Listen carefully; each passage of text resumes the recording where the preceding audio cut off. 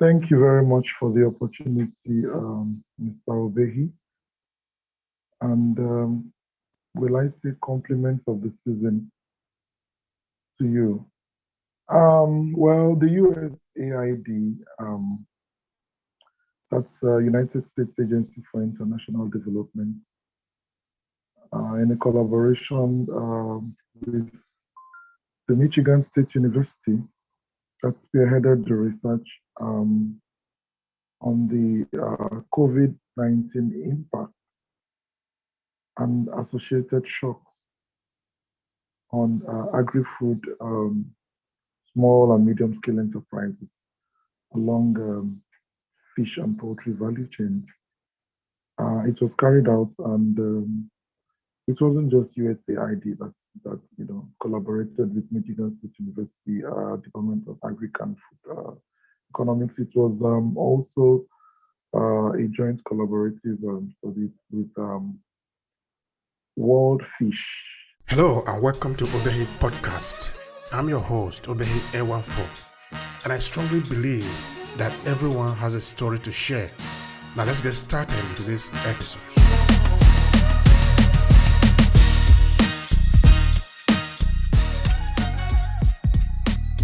Feed the Future Nigeria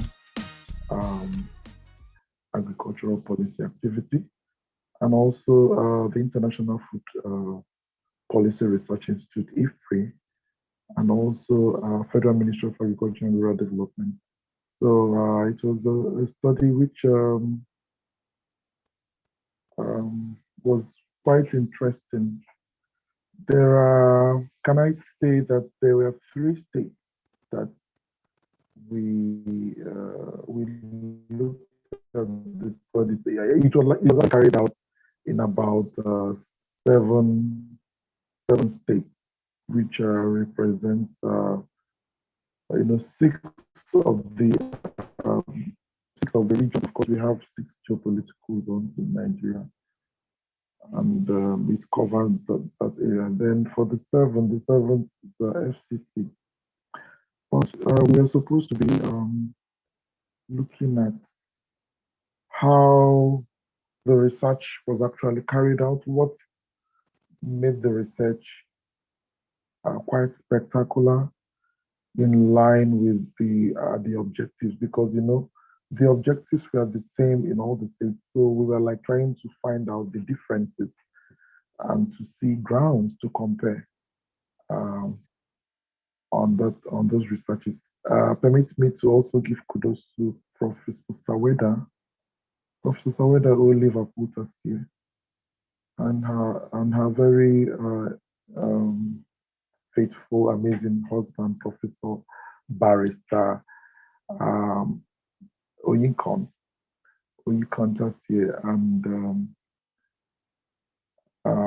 they were the ones who they are, of course, they are staff of the Michigan State University, and they are Nigerians also, and they are doing a lot to see that Nigeria's agricultural sector is receiving the right attention and the right intervention.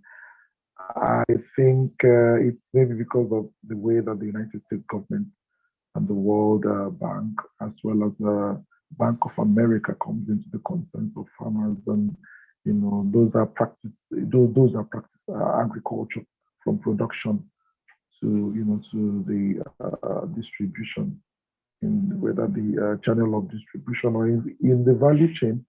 So they have seen how this primary, traditional, and real sector of an economy that every other sector depends upon is treated in America. So they are also using their talents in research to spearhead this. They carried out this research with someone like Aisha Ali Mohammed, Ben Belton, Thomas Reardon, and Osawe Wellington. And also Iveren J. Abagie Ibudu. Also, I give kudos to all of them. Yeah. And I was just asked to facilitate and moderate the River State the River State group, because of course you know that River State is situated in the South geopolitical zone and also in the Niger Delta region of Nigeria. And there were peculiar issues um, that are also that were captured in the research and even in the discussion in the in our workshop, the River State workshop. So I was the River State facilitator. So I had the opportunity to meet with uh,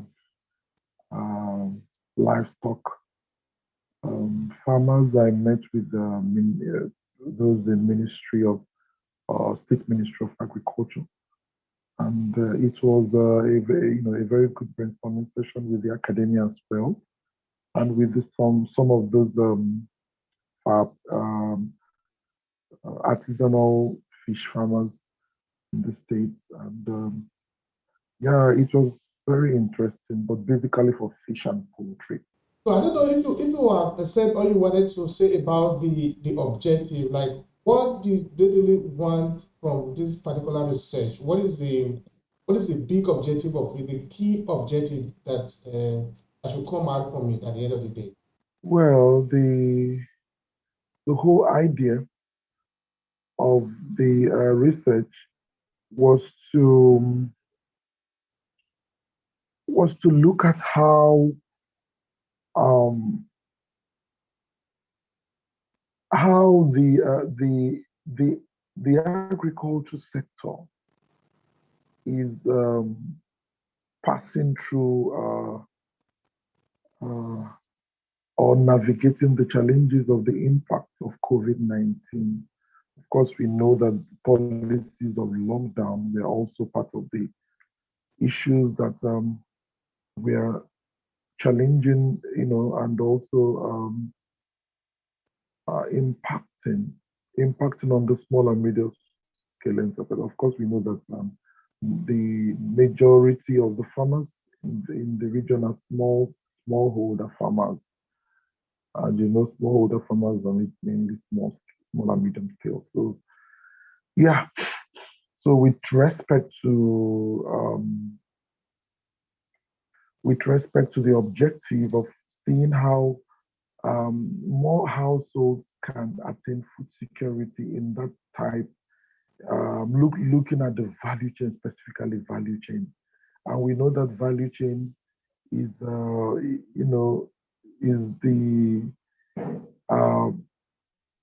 the channel or the medium that connects, the farmers to where the food items are processed, especially for fish and poultry.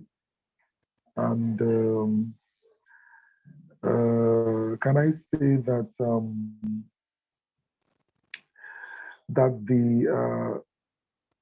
the relevant, of course, we had mentioned about the stakeholders, which we are collaborating in the research. The stakeholders I mentioned,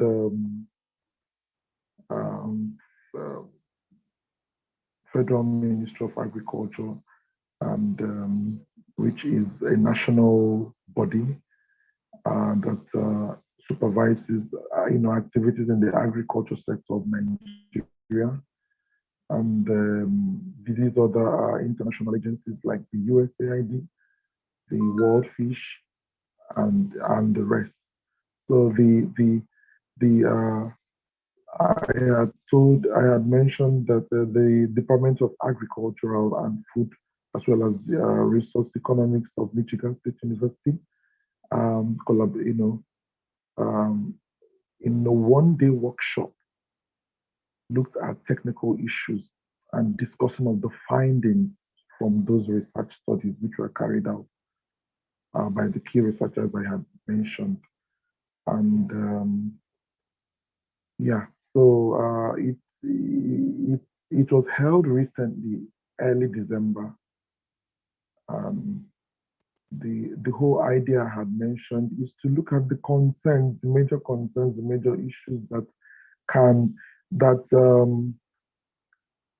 where, like, looking at a SWOT analysis, the strength of the business, the weaknesses, the opportunities, and also the threats. And like I had mentioned, one of the striking issues that was raised by about majority of the attendees and participants in the meeting was the issue of the suit problem. The suit problem. What is this suit problem? When you look at the research documents of this research, you find out that suit problem was not captured because it it doesn't tally with the states. It doesn't tally with the states where the researches were carried out. So we were just like people who are along just sitting back to look at their research and see how the researches affect us in the South Nigeria, and also how we can actually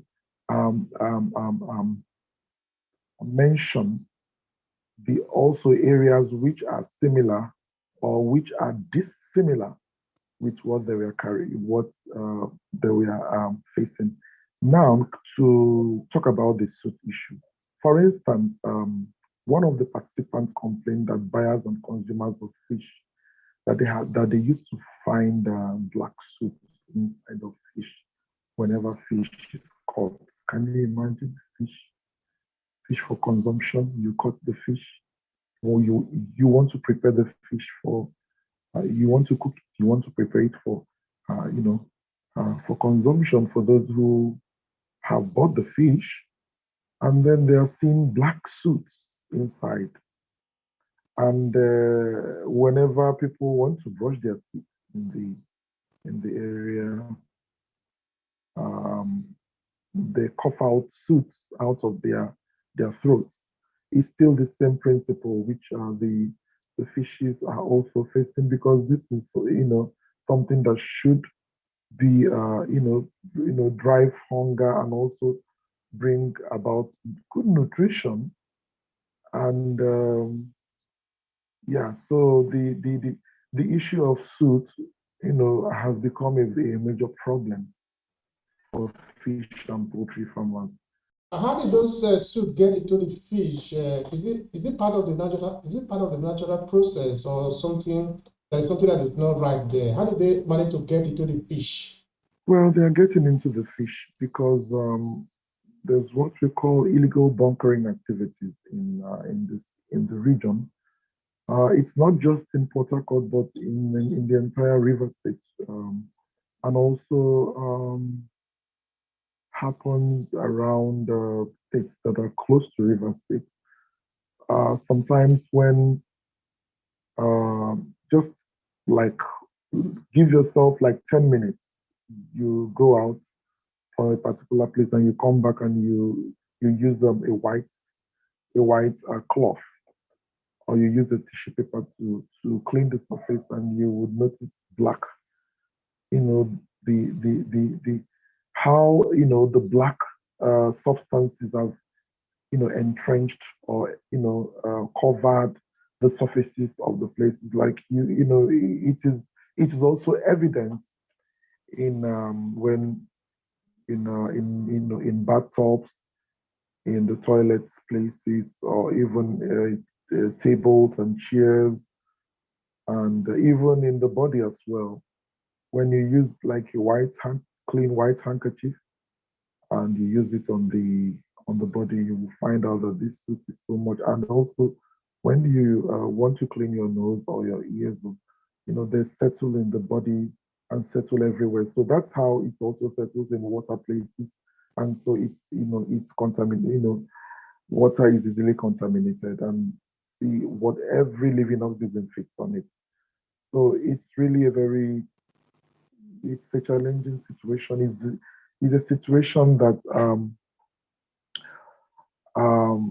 the federal government of Nigeria should come in, because this same suit, they say, like I mentioned about the bunkering activities in the oil companies and all of that, the that fumes from there, They are all over the place, and it is really, it is, it is really problematic. And this calls for health, the health sector also to look into this, and also some of us in the agriculture sector who know that vegetables and what vegetables and fruits and even water, clean water does.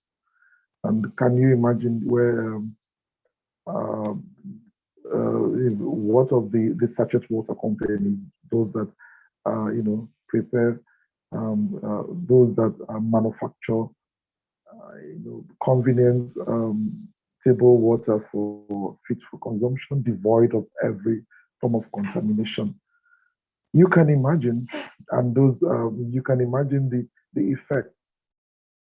Yeah, I don't really, I think we might need to spend a few minutes there because talking of the effect now, because this research is coming as a response to what is globally happening today, which is the COVID-19, which is a health issue already, if we take it from that angle. The Niger Delta, where you are continuously located, upon which you have given a report of what the people are finding in the fish. This is also a question of health, no? In that if we allow it to go on like, and this is not natural because the oil exploration, the uncontrolled exploration of oil activity in the Niger Delta is leading to a problem that might become catastrophic at the end of the day. And if we do care about the people, their livelihood, their survival, the question of resolving this problem should really become urgent, as it were. I don't know if this was part of the research or it just for people to know. Because if it is just for them to know, I don't know if that is enough.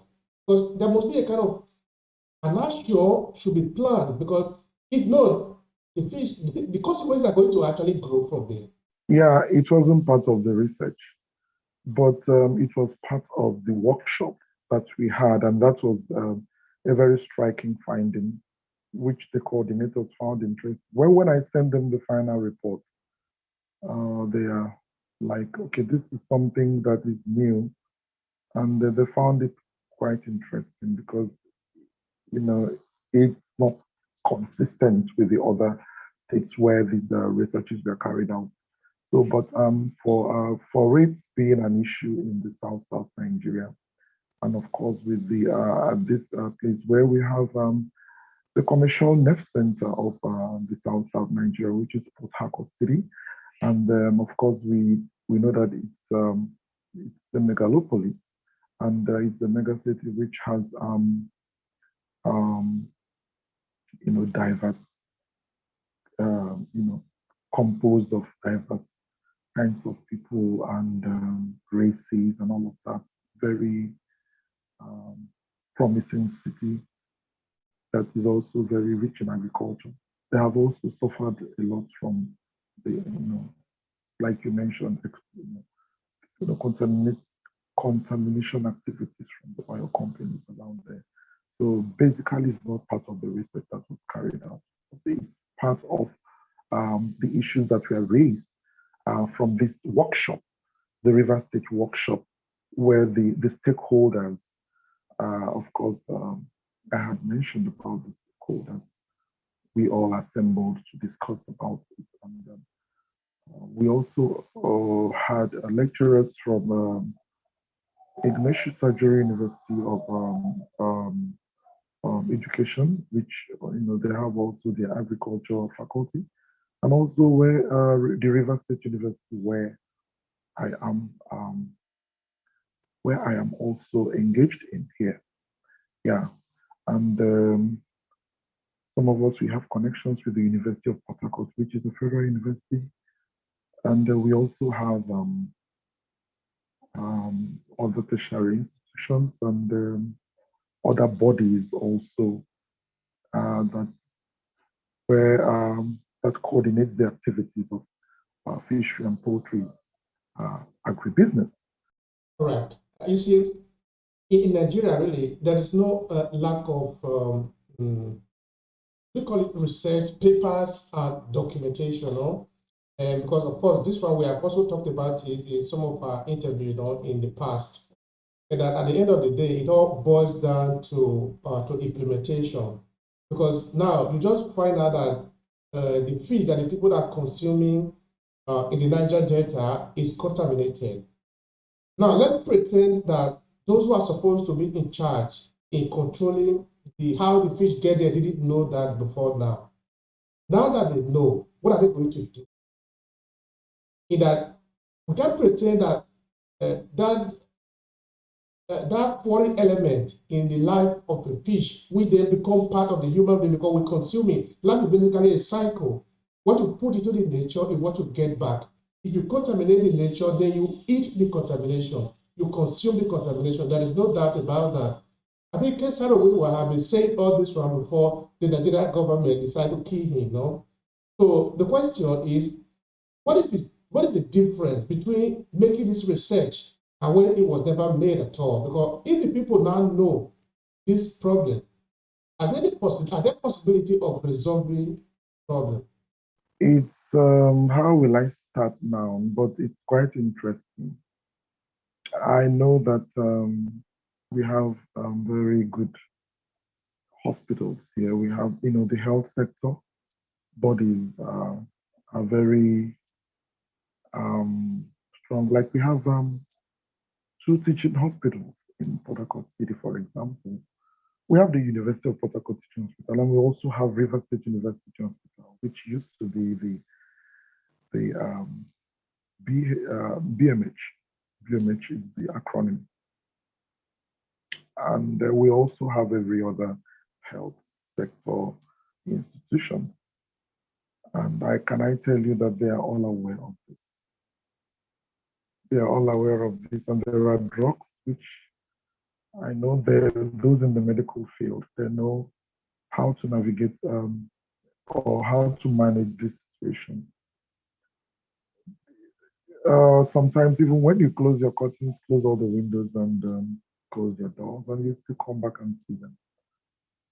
You will still come back and feel the impact of this, especially now in the Harmattan season. So what is being done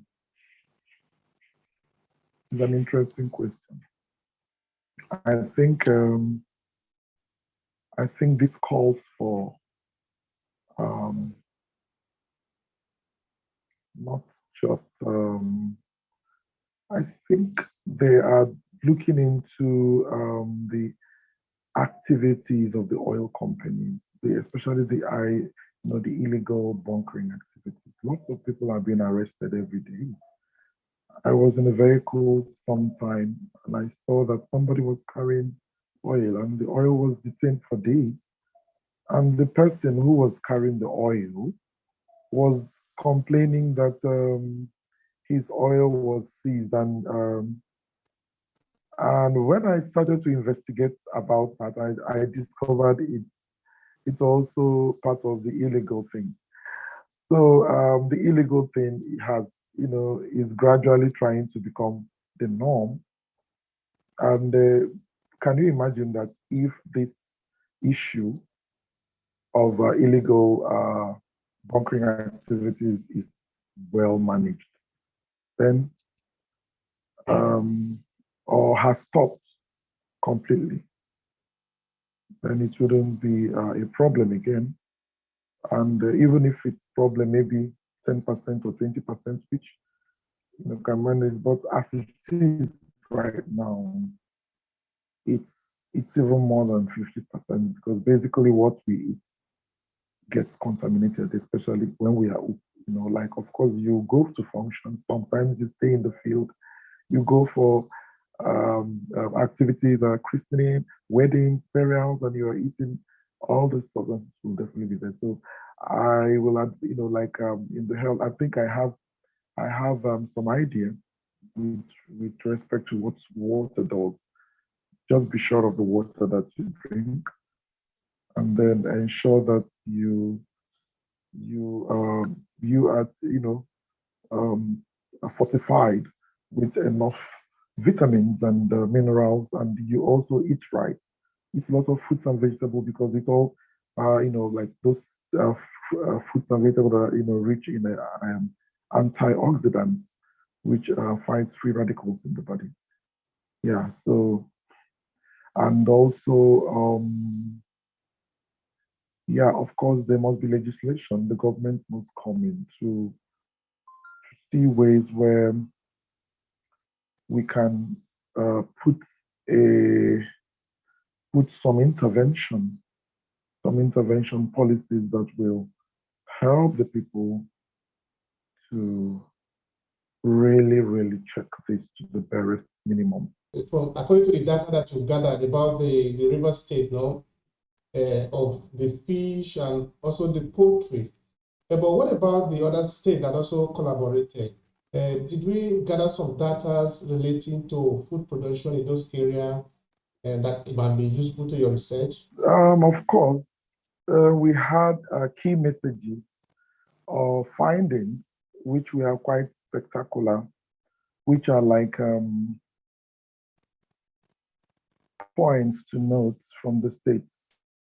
And for Abuja, Abuja is not a state, Abuja is the Federal Capital Territory.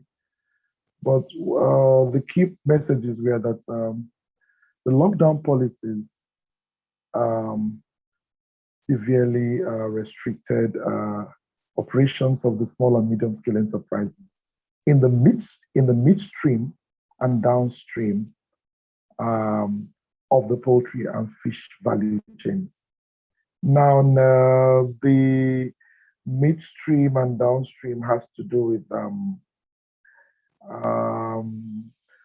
processing and consumption, and not at the input level, not where the farmers are, because the farmers are in the upstream. Because we have the upstream, we have the midstream, and we have the downstream. And then, okay, as the second message for those for the Abuja, the finding from Abuja was that while the impacts of the restriction appear to be temporary for non-small businesses, generally there was evidence of longer-term effects on small businesses in the midstream. And then, of course, the COVID-19 lockdown policies significantly affected farm employment, and especially decisions with respect to giving people, opportunity to work and also earn a living, with important differences between male and female-owned enterprises. So while employment of male-owned businesses appear to have partially recovered, employment levels remain extremely low among female-owned enterprises. And lastly, for Abuja, for the finding was also very few SMEs. They received assistance. They received any assistance to support their response to COVID-19. And the few that did only receive assistance from, they were only just from friends and family. Yeah, so that was the account of Abuja. And then we also have the account for Niger. For Niger, and the account of Niger is that the pandemic and other policies associated with COVID-19, it severely affected operations of small businesses along the poultry and fish value chains in the state. And the number of small businesses in operation, it declined in the months after the lockdown period, which was an indication of a medium to long-term effect. Yeah, so of course there was a steady decline in the number of regular workers employed by small businesses after the lockdown. And this may be an indication of a severe long-term effect of the pandemic and associated policies on business operations. So employment of daily laborers was also disrupted. Both small and non-small businesses experienced a decline in the number of daily laborers contracted in all supply chain segments, except for small businesses in the downstream supply chain, where, of course, fish and, chicken and egg retailers. Yeah, and then also businesses along the fish and poultry value chain faced increasing challenges during and after the lockdown. And there were numerous businesses faced financial difficulties in the months after the lockdown. Yeah, so and finally for Niger State, there was no assistance received by the value chain players or actors from any of the governmental agencies during the period. So you can imagine that. And then looking at the finding of of this wonderful state, Oyo. I call Oyo State wonderful. Oyo is situated in the southwest of Nigeria, and that's where we get the IITA. That's where we get the Cocoa Research Institute. That's where we get the malt plantation. That's where we get virtually a lot of prestigious agricultural institutions that receive funding from abroad. And yeah, permit me to say that Oyo State is a state to reckon with respect to their prosperous agriculture profile. Yeah, so their findings touched on they looked at like in a SWOT analysis. Of course, the challenges firms faced in Oyo State changed from supply chain disruptions due to lockdown in other states to financial challenges due to lower demand and increased default in payments, among customers, and the increased sales on credits, which were adopted by the small and medium-scale enterprises in response to the early challenge with market access. And yeah, Oyo State did not implement a full lockdown. We have to take note of that in response to the COVID-19. But SMEs in the state, they were still significantly impacted by disruptions to their input and output supply chains, largely due to their interdependence on other states for input, output markets, and other supporting services. And lastly, only about 3% of the study sample received any assistance. Just 3% out of the 100%. Then of those who received any assistance, about 100% of it was from their social networks and non-governmental agencies. Yeah. So what is this pointing to? I will not get angry again at government. Yes, Okay. Yes, I will not get angry again at our government, but I think our government can do better, and we also can help the government also to do better. All right. Thank you for that, Dr. Ikechi. You're welcome. Now I'm thinking that the university, the United States, decided to come to Nigeria for the research. Is it because they want to help the people in Nigeria, or they are doing research to help their own study? I didn't understand that part. Are you asking the essence of the Michigan State University to carry out the research? Yeah. Is it? Oh, okay. No, it's not just for, remember that some of those researches that are carried out by those institutions are also strategies to, there are strategies for recommendation to, funding bodies in, at the international level to look into issues of where to come in, to intervene in the concerns of the people. Because remember that it's part of the Sustainable Development Goals, which is to eradicate extreme hunger and tackle and bring down poverty to its barest minimum. And it's not just for their institution alone, I tell you. After all, can I tell you that that very day that the meeting was held, that all the attendees received transport allowance of not less than 5,000 naira each. And every attendee went home smiling. All the farmers that came, they never knew that plan.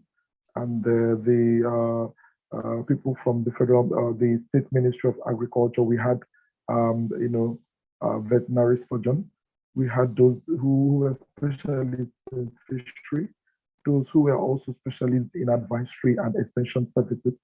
Of course, that part,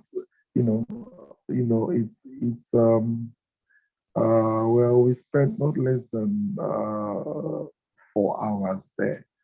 And people that did not attend were like, oh my God, why didn't you invite us? Why didn't you tell us about this meeting? And I said, but this meeting was publicized and you never cared to attend because they looked at it as, those regular, events that you just go to, and we are just wasting our time because government will never do anything. So, and there were actually the Professor Tassier himself was not happy that lots of people did not show up because they were really prepared to disburse funds to the attendees. So, of course, this had a way of, like an incentive, for the, attendees, and also like, I know it may sound funny if I say like a piecemeal, but of course, when you get 5,000, 1,000 naira into 5 is something, that you can actually settle your needs with. Yeah, so and the people that I personally invited, even my dean, the dean of the Faculty of Agriculture of my institution, he posted it on the platform of our faculty, of where professors and doctors and the academia, we are all in the academia in the platform, and there are specialists in fisheries and life nutrition, and most of them did not know the plan, but the few people that came, we are happy that they came. So next time when the meeting will be held, I'm sure that the hall will be filled to the brim, and even the doors will be open so that some chairs will be placed outside. I can tell for that. That is interesting.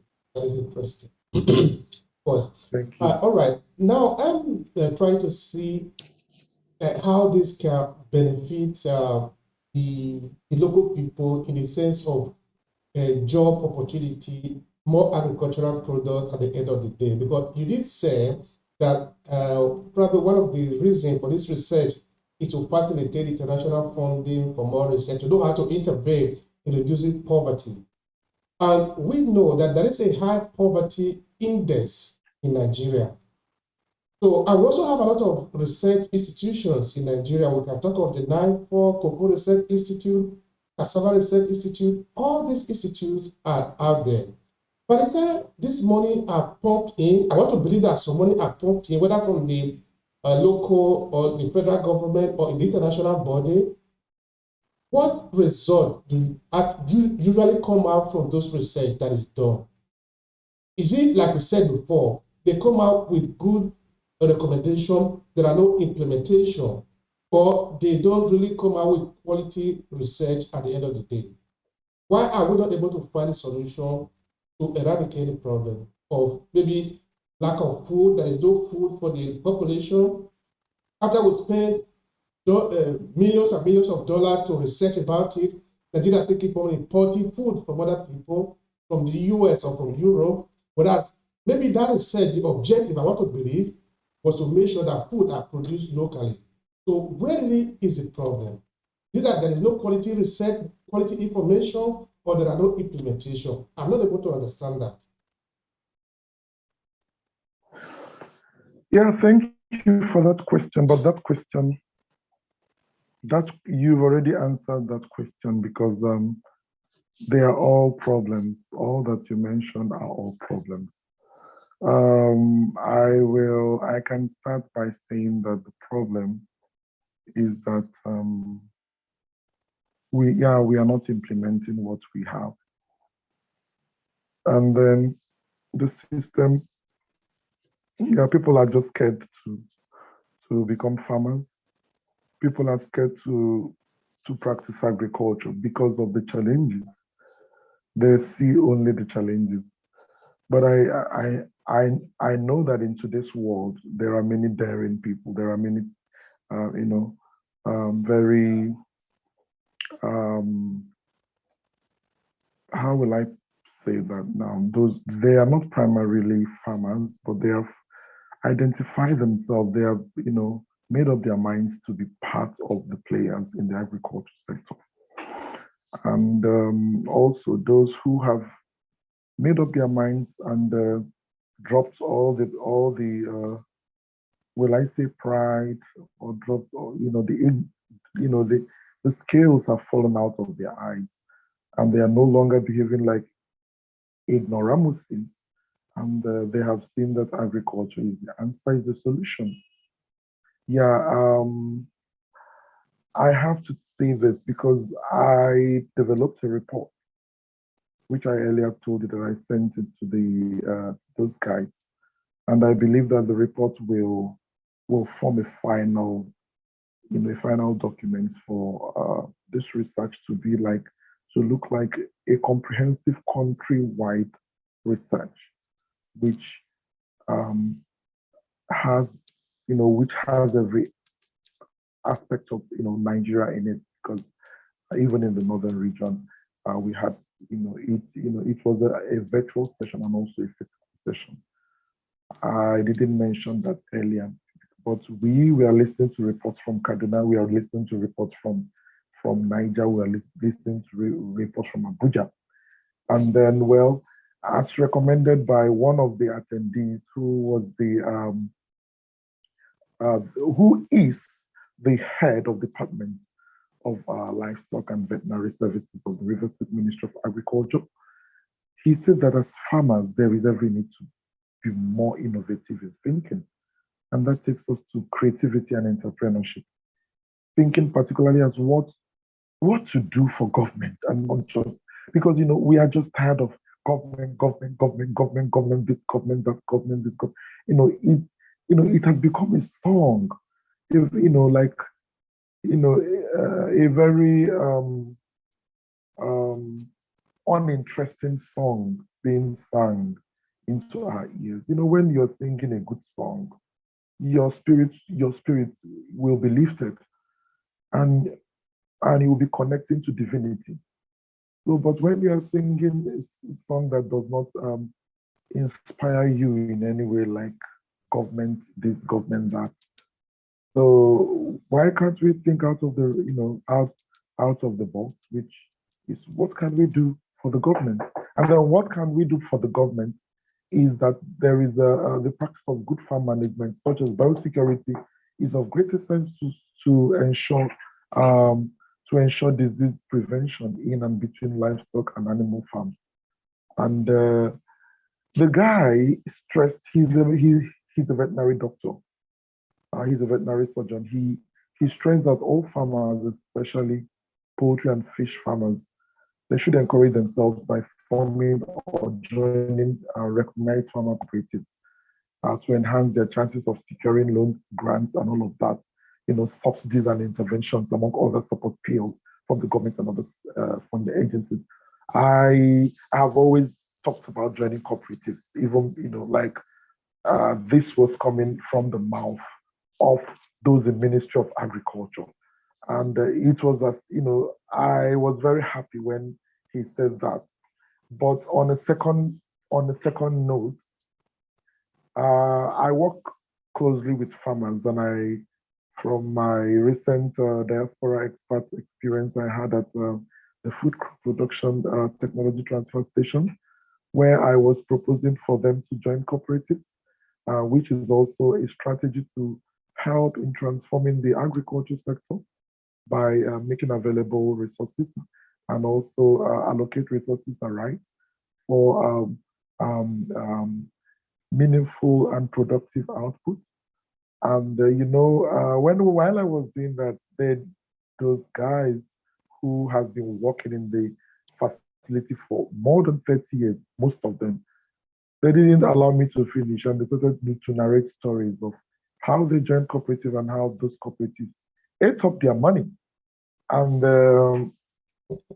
I was now trying to find my feet on how to also tell them that there is a way out of this.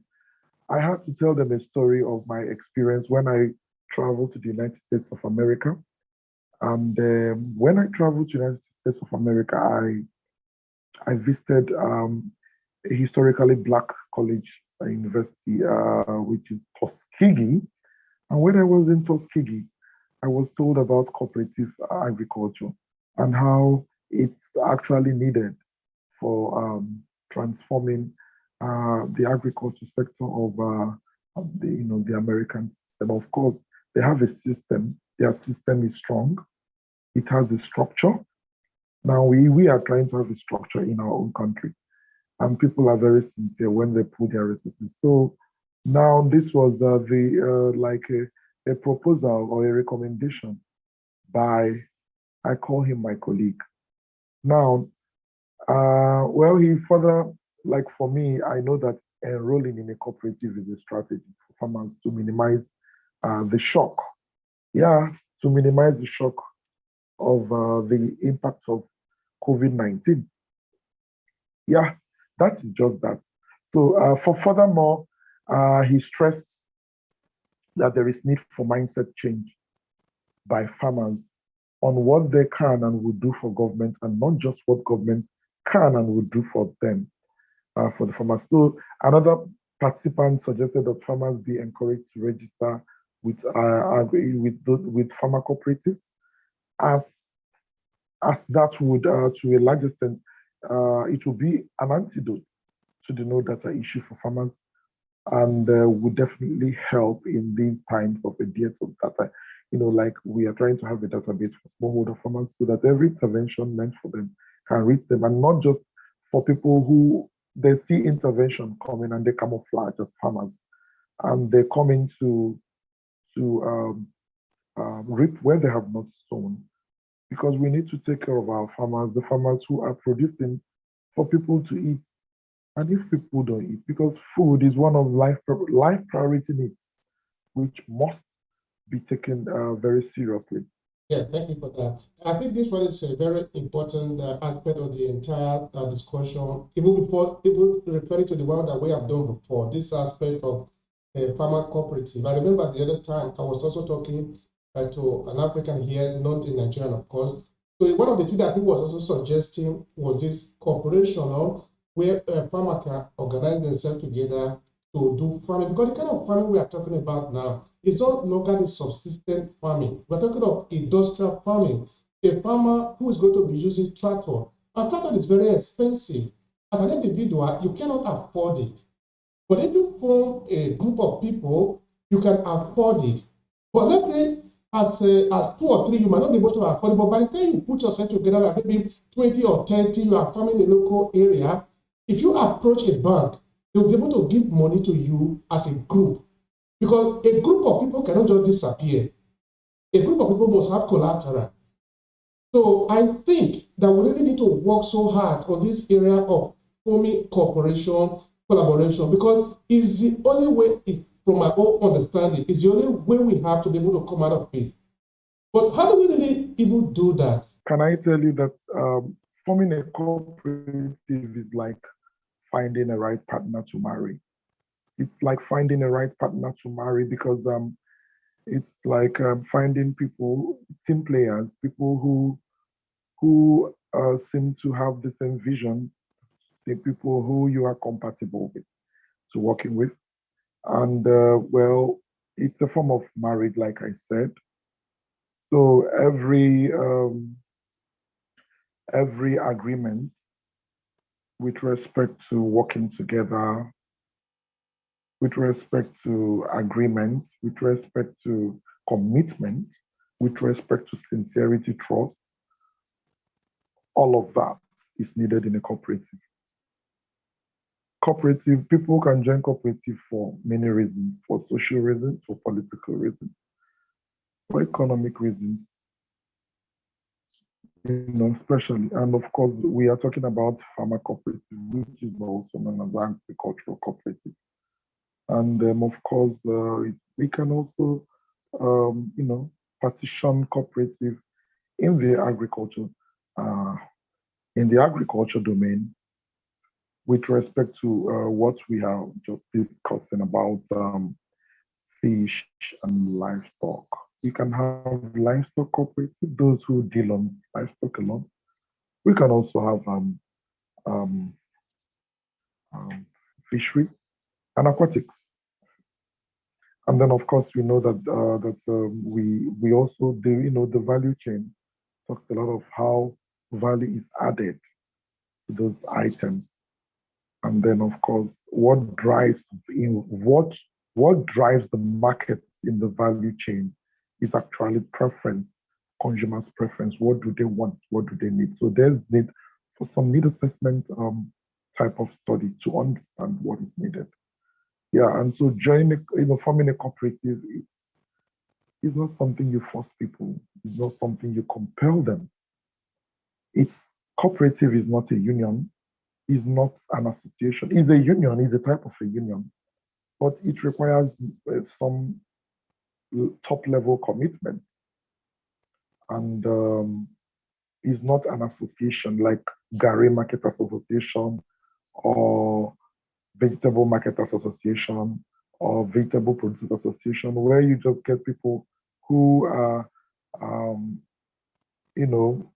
selling something or selling an item, selling an agricultural product or produce, and then in the same vein of selling that product, they are formed an alliance together to say, we will be in this, we will put our prices at this, No, it's not a cooperative. Cooperative goes beyond that. They share their risk, they do things together. They like for producers. In line with your question now,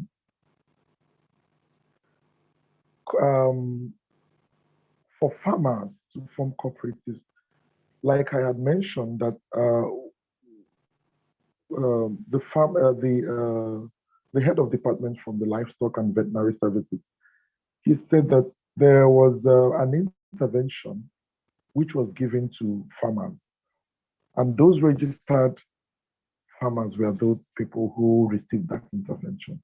So those people who were not registered, the farmers who were not registered, they did not benefit from that. And so when the other farmers here, they will come and register, because it's very important that they register. It's very important that they become known where they belong. Is very important. It's we used to have the Ministry of Agriculture registering them, and that is exactly what I'm talking about. Not just cooperative alone, for the farmers to register at the Ministry of Agriculture that they belong here and they belong here, so that they can easily reach them, so that they can also know where they are and what they do and come in, because they are producing food for the people. If they don't produce food, how will people eat? Even in these times of food supply chain disruption, the price of food is so high. People are so, hungry. Just as this interview is going now, I've been hearing knocks at my door, and phone calls asking, please, can you, because it's festive season, so it's just too much that people are crying. People go to school, they come back, graduates without a job. And some of them they've also identified themselves as farmers and now they feel that they will receive intervention, and there's no encouragement. They are not, we are okay in this era of technology. What is the G doing? I don't want to call government again, but what are we doing? I'm telling you, what are we doing? I know that the diaspora is trying. I know that that international organization for migration, World Bank, and African Development Bank, they are doing their own bits. They are playing their own role. The private investors, NGOs, doing their own will. While I was at the transfer station, you will see me on top of the tractor. I was really looking at I was looking at whatever that helps farming to make easy farming, because it was a trained it was a train the trainers meeting. It was a train the trainers project for 3 months, 3 good months. For 3 good months, I I was in the facility, and I saw a lot of aberration in the system. I saw a lot of aberration in the system.